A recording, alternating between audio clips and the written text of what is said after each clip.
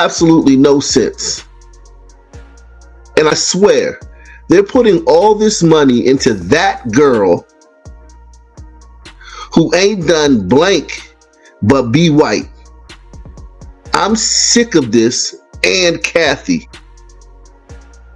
I don't care if I don't ever get invited to WNBA related events nor games anymore. Enough is enough. Looks like the WNBA just got exposed in 4K, and it's uglier than a blown layup in Game 7 of the finals.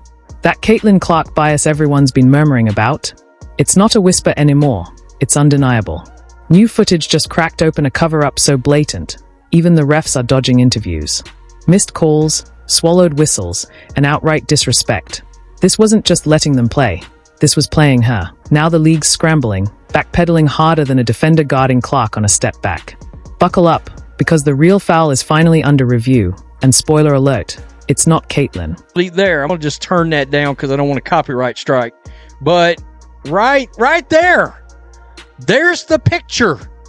And Angel Reese did in fact repost this on TikTok, it looks like, and share it. And I'm like, are you kidding me right now? Or are you kidding me?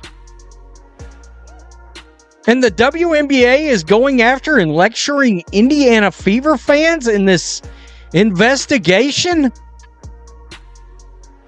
Are you trying to tell me Angel Reese is not going to get suspended for this? Not going to get fined for this? It's official. The WNBA is on fire, and not the buzzer-beater, sold-out arena kind. No, this is a full-blown, scorched-earth PR meltdown.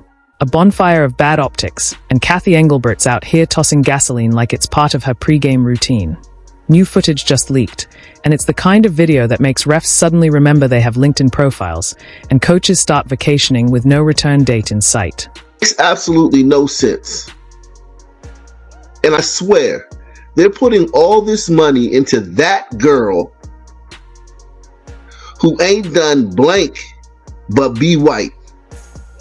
I'm sick of this and Kathy. I don't care if I don't ever get invited to WNBA related events nor games anymore. Enough is enough. Because guess what? The world just got a front row seat to what Caitlin Clark's been dealing with. Blown calls, no calls, and hard fouls that make WWE look like afternoon tea. And through it all, zero accountability. It's almost like she committed the WNBA's greatest sin, being better than everyone else, and smiling while doing it. How dare she read the playbook better than the refs? How dare she run an offense smoother than the league runs its own front office? Willing to admit how stupid it was for y'all not to go all in to elevate Caitlin Clark, and y'all could have reaped the benefits? Higher television ratings, higher attendance figures. Ladies and gentlemen, that doesn't come courtesy of a league. It comes courtesy of the players that play in the league. And in her case, she was the most popular, which means she could have helped your bottom line, which means you should have seen that from day one and maximized it. But you didn't do it. You didn't want to, rather. You were a bit hesitant and reluctant and resistant to. First half seemed pretty choppy with, the amount of fouls, the challenges. Just how did that affect you as the point guard and just the team's pace as a whole? Yeah, I mean, to me, challenges cannot take that long. It ruins the flow of the game. I get it. It's early in the year. The refs want to make the right call. We can't sit there for 2.5, 3 minutes and on an obvious hit out of bounds off of them and still not know the call. Let's talk about Kathy Engelbert, the commissioner who apparently thinks the best way to handle rising tensions in the league is to sit back, nod thoughtfully, and let the chaos sort itself out like it's Fight Club in basketball jerseys. Kathy had one job, just one. Keep the league from spiraling into a Real Housewives reunion in sneakers.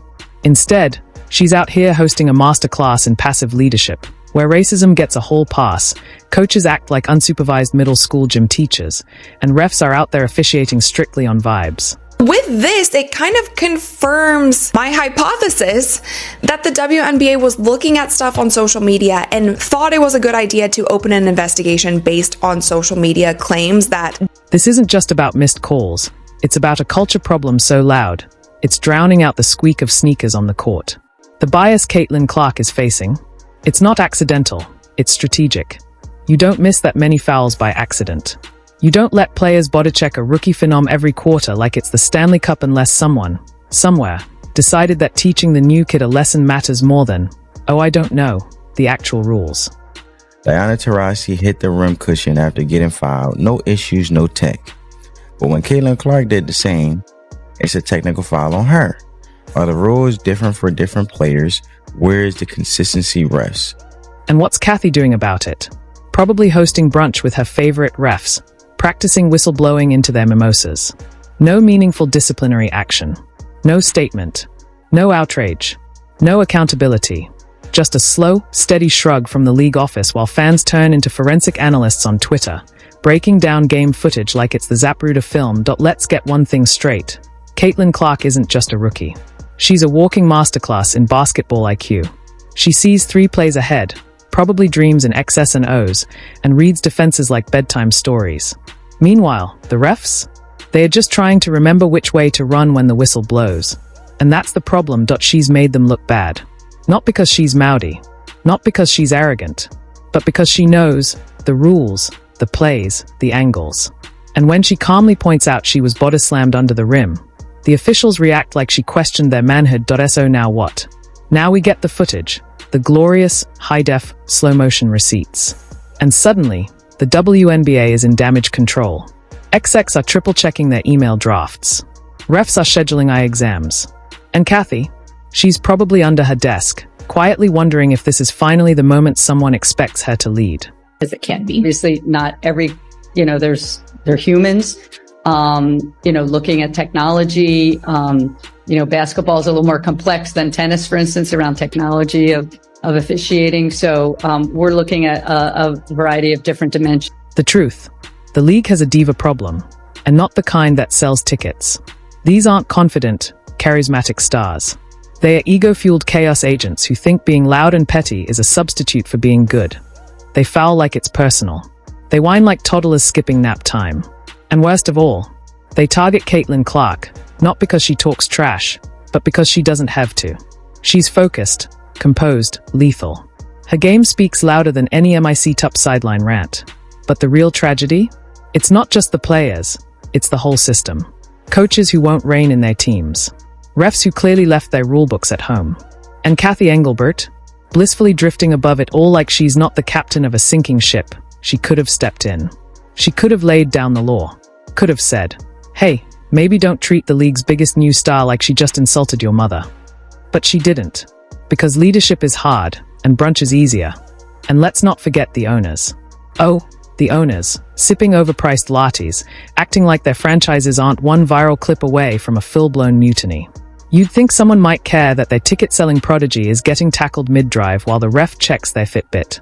But no, they're too busy posting inspirational quotes on LinkedIn and pretending this dumpster fire is a candle. I got a technical for basically being mad at myself because I missed the 3 and then I went and hit the backboard and he told me it was disrespectful to the game of basketball. So I don't know. It reminded me of the technical that I got in college where I said, damn it, where it's like a personal frustration. Had nothing to do with my team, had nothing to do with their reffing, had nothing to do with other team. It was just because I'm a competitor and I felt like I should have been making more shots. So, but I think he fired me up to continue to play a lot harder. I thought we got a lot better after he did that. So I want to thank him for that. The solution. It starts with Kathy handing in her laminated badge and taking a long walk off a short baseline. The league needs a commissioner who understands that protecting talent isn't optional. It's the entire job. A new era of officiating wouldn't hurt either. Maybe bring in refs who don't call traveling on players simply for existing.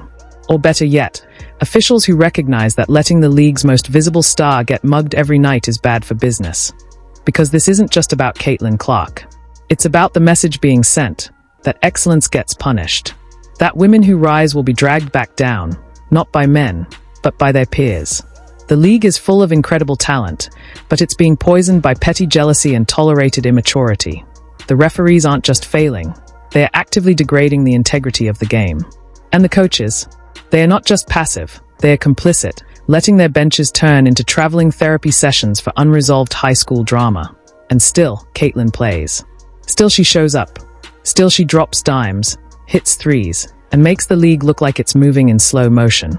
She's handling it with more grace than most of us could muster, because she knows something they don't.